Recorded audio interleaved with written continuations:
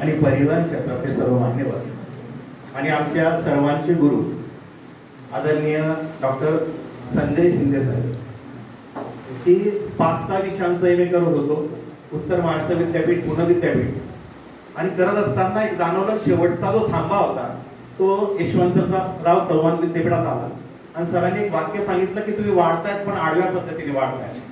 माणसाने वाढलं, M A करताय, सर्व इक्विव्हॅलेंट पोस्ट तुम्ही घेतायत, तर तुम्हाला वरच्या पद्धतीने वाढलं पाहिजे.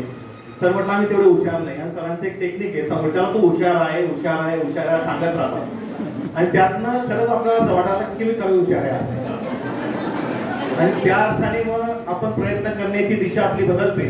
आणि खरंच एक चांगल्या गुरुचं की शिष्याभिमानी हा शब्द आपण देवांसाठी किंवा गुरूंसाठी वापरतो, तसा शिष्यांचा अभिमान वाटणारा हा गुरु आहे. आणि एक सकारात्मक दिशेने आपल्याला दिशा देण्याचं कार्य आदरणीय शिंदे सरांनी केलं.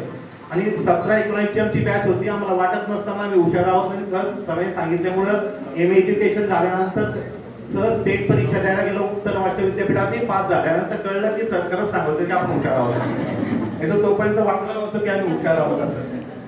आणि एक गोष्ट आहे की इथं आल्यानंतर सर्वांना एक प्रेरक स्थान, प्रेरणा देण्याचं कार्य आदरणीय शिंदे सर करत असतात. आणि आमच्या नंदुरबार सरांचं तसं बघितलं तर मूळगाव हे धुळे जिल्ह्यातलं आहे. सरांचं जे कार्य आहे ते आमच्या नंदुरबार जिल्ह्यात आहे आणि राहायचं ठिकाण जे आहे ते नाशिक जिल्ह्यात आहे. म्हणजे तिघे जिल्ह्यांना समांतर सर गाठण्याचा प्रयत्न करतात. पण इथं असल्यामुळे आमच्या नंदुरबार जिल्ह्यात, कारण की मी या जिल्ह्याचा, माझं गाव मूळगाव नंदुरबार जिल्ह्यात आहे, तर या जिल्ह्यात खरं शिक्षणाचं विस्तारीकरण किंवा शिक्षणाबद्दलची संवेदना आणि जागरूकता आणि सजगता निर्माण करण्याचं काम आदरणीय शिंदे सर करतायत.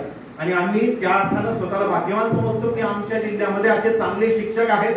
पण त्या शिक्षकांना शिक्षणा पद्धतीची जागृती आणि त्या पद्धतीने संवेदनशील, आपण त्याला सेन्सिटायझेशन असा शब्द इंग्लिश मध्ये वापरला जात असतो, ते ती केल्यानंतर त्याचा अध्यापनात त्याचा फायदा होतो. आणि शेवटचा जो घटक असतो, जो विद्यार्थी असतो, तो विद्यार्थी घडवण्याचं कार्य तितकं सक्षमपणे आमच्याकडनं करून घेण्यासाठी आमचं घडवण्याचं कार्य सर करत असतात. की असं म्हटलं जातं की मंथने विभिन्न विचारों का, अध्यापक के मन में निर्माण होणारे विविध स्वप्नों का, जे स्वप्न जे असतात ते स्वप्न पेरण्याचं काम आणि ते स्वप्न जागृत करण्याचं काम आणि स्वप्नासाठी संघर्ष करण्याचं बळ देण्याचं काम आदरणीय शिंदे सर करतात. धन्यवाद.